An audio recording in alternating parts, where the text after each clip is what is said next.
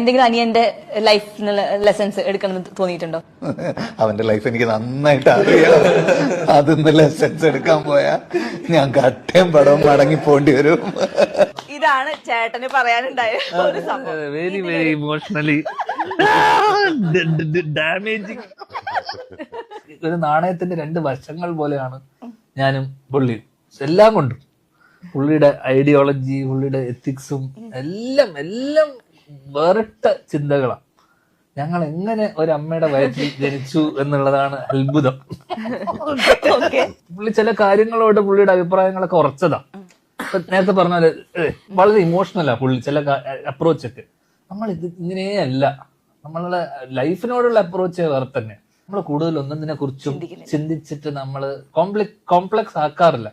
അതുകൊണ്ട് തന്നെയുള്ള കുറെ പ്രശ്നങ്ങളുണ്ട്. നമ്മൾ അത്രയും പാഷനേറ്റ് അല്ല പല കാര്യങ്ങളോടുള്ള നമ്മളെ അപ്രോച്ച് ഒക്കെ ഭയങ്കര ഇവര് ഭയങ്കര കുറച്ചുകൂടെ ഹാർഡ് കോർ ആയിട്ടുള്ള